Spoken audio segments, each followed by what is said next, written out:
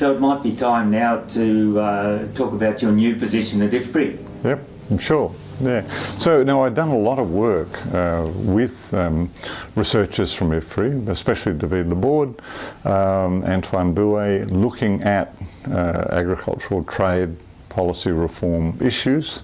So I really valued the opportunity to start to work more closely with them. So I've developed a research program. Some of it is the big trade policy issues like international negotiations, although of course unfortunately we're not moving forward there, rather we're going backwards under the current policies of the US administration. So that's a bit troubling, but I'm also involved in some of the country level stuff that I really enjoy, looking at in Rwanda, for instance, what are the implications of different ways of allocating research resources to different commodities. So that old area of agricultural research, and what's the impact of research on the profitability of agricultural production? That actually builds on a very Australian literature originated by Ron Duncan in the Economic Record.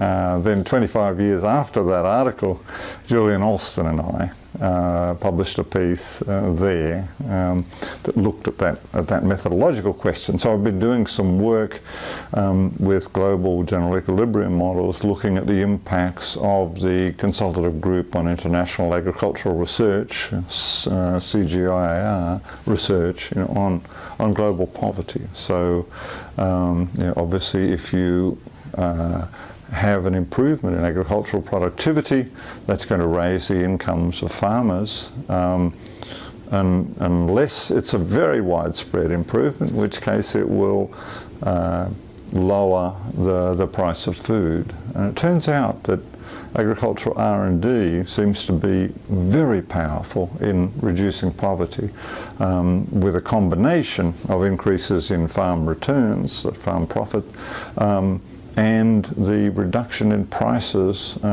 which benefits the poorest people because they're the ones who spend the largest share of their income on food.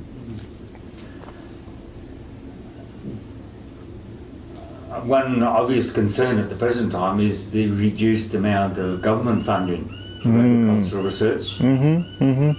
Yes, there seems to have been a flagging in enthusiasm there, and an unfortunate tendency to move into input subsidies, like fertilizer subsidies, rather than investments in raising agricultural productivity.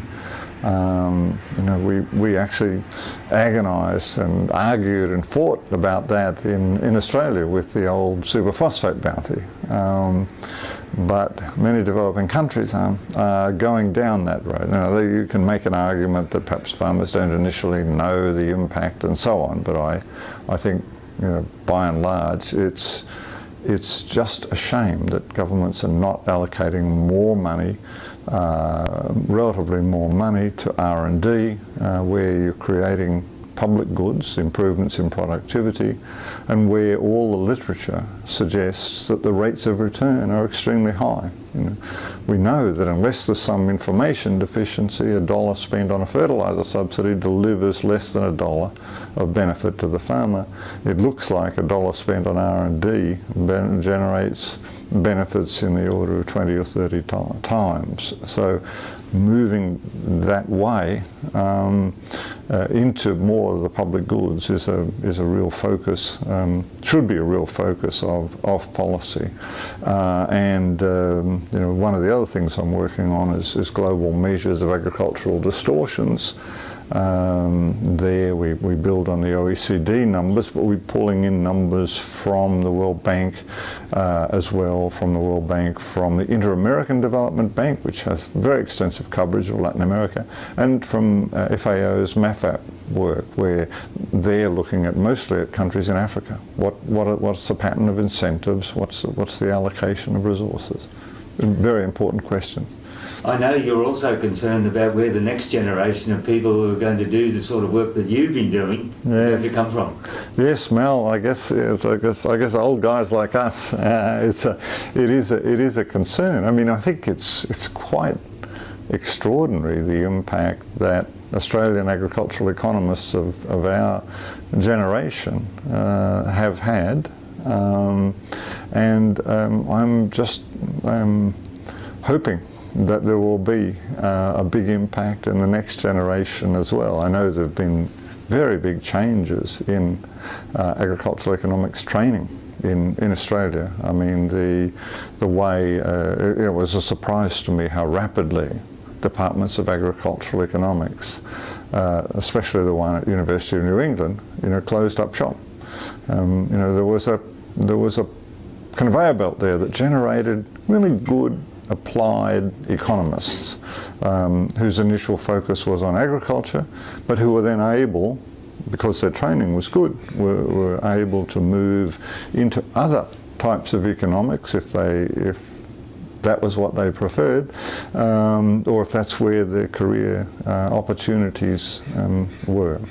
Have you any suggestions about how we might overcome this apparent deficiency? Well, I guess the way things are structured now, apart from the University of New England, of Western Australia, there are no specialised training units in agricultural economics. So the next generation of economists working on agriculture in Australia are going to come from the economics, general economic programs. Now we've had a lot of success. People like Kim Anderson have worked in general economics program. As I mentioned, the economics program at Iowa State combines the two. I think there are enormous number of challenges in agricultural economics, especially in developing countries, and there's a lot of important work to be done there.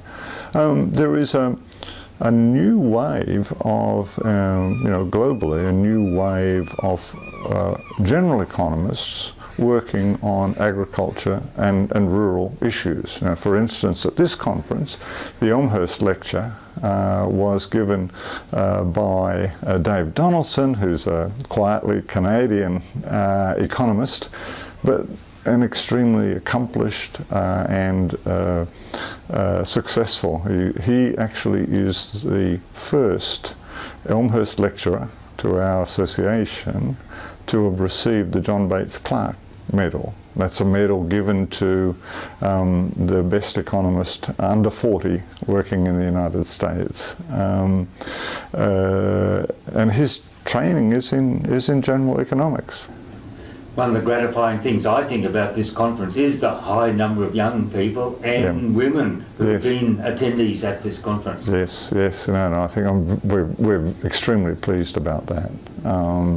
And a large number of scholars from Africa, South Asia, from China, and a very, very diverse diverse attendance. I think this is very different. I think back to earlier meetings of the International Association, and I guess the kind of dominant influences tended to be old white guys. That might be a nice positive note on which to end. To call it quits. Yep. Thanks very much, Will. Yep, it's a pleasure, Mel. Thank you.